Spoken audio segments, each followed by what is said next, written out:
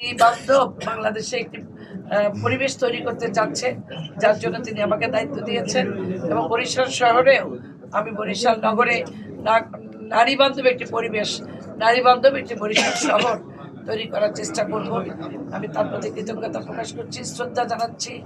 আমার নেতা আমাদের আজকে যে 25শে মার্চ, যে 25শে মার্চে বাংলাদেশের স্বাধীনতার ইতিহাসের সাথে যে নামটি স্বর্ণাক্ষরে লেখা থাকবেন, শহীদ রাষ্ট্রপতি জিয়াউর রহমান, যিনি স্বাধীনতার পাকিস্তানিদের নির্মম অত্যাচারে এই 25শে মার্চে কালো রাত্রিতে তিনি বিদ্রোহ ঘোষণা করেছিলেন এবং তিনি স্বাধীনতার ঘোষণা দিয়েছেন। শহীদ রাষ্ট্রপতি জিয়াউর রহমানের প্রতি আমি শ্রদ্ধা জানাচ্ছি। আমার নেত্রী, আমার মা, গণতন্ত্রের মা বেগম খালেদা জিয়ার প্রতি আমি কোনো বক্তব্য নয়, আজকে আপনাদের কাছে দোয়া চাচ্ছি, আপনাদের কাছে সহযোগিতা চাচ্ছি এবং আমার যারা বিএনপি নেতৃবৃন্দ এখানে আছেন তাদের সবাইকে নিয়ে এবং নগরের আপনারা যারা এই সিটি কর্পোরেশনের কর্মকর্তা কর্মচারী আছেন, আমরা সবাই ঐক্যবদ্ধভাবে এই বরিশালকে সাজাতে চাই। প্রাণ লাগছে, খুব খাচ্ছি, আরাম পাচ্ছি। এই বরিশালকে সুন্দর একটি শহর উপহার দিতে চাই। সামনে অনেক আমাদের কাজ আছে, এই কাজে আপনাদের সহযোগিতা চাচ্ছি।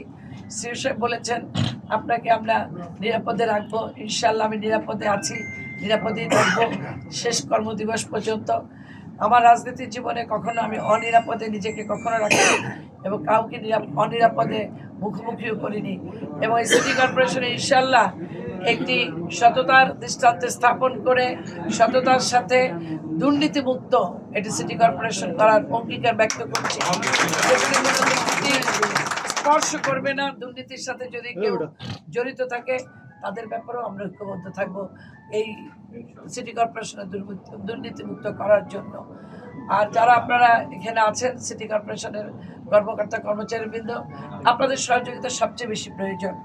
আমরা আগামী দিনে যে কাজ আছে, যেমন এখনই এই সামনেই আমাদের সবচেয়ে বেশি বড় কাজ যেটা পরিষ্কার পরিচ্ছন্নতা এবং যে পানি বর্ষা আসতেছে, জলাবদ্ধতা আর মশা, এই তিনটি কাজ সর্বপ্রথম আমরা আজকের দিন থেকেই আমরা চিন্তা করি যে আজকের দিন থেকেই আমরা এই কাজটা শুরু করতে চাই।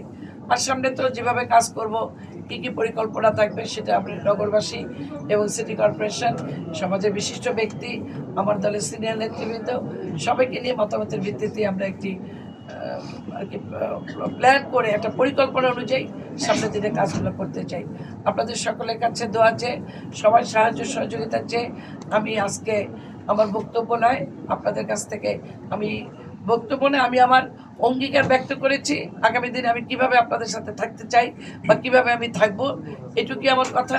পরবর্তীতে আরও কথা হবে ইনশাল্লাহ, আপনাদের সবার সাথে আবার দেখা হবে। এবং সিটি কর্পোরেশনের প্রতি আর কি সবাইকে, বিশেষ করে যারা এখানে স্টাফ কর্মচারী আছেন, আপনাদের প্রতি আমি একটা কথাই বলবো, আপনার সততার সাথে কাজ করবেন। যে কথাটা বাইরে থেকে প্রচুর আসে, বিভিন্ন রকম এখানে বিতর্ক আছে এই সিটি কর্পোরেশনের বিভিন্ন কর্মকাণ্ড নিয়ে, বিভিন্ন শাখাদের নিয়ে, শাখার ব্যাপারে বিভিন্ন কাজ নিয়ে, তাদের বিভিন্ন ম্যানেজমেন্ট নিয়ে, এই জায়গাগুলো প্লিজ আপনারা অবশ্যই আপনারা সচেতন থাকবেন। গতকালকে কি হয়েছে আমি জানতে চাই না, আগামী দিনে আর এগুলো হবে না, এটাই আপনাদের কাছে আমার অনুরোধ থাকবে। এবং এটা প্রথমে অনুরোধই থাকবে, পরবর্তীতে হয়তো অনুরোধ আর থাকবে না। সবাইকে আহ্বান রেখে ভালো থাকার অঙ্গীকার ব্যক্ত করে খোদা হাফেজ।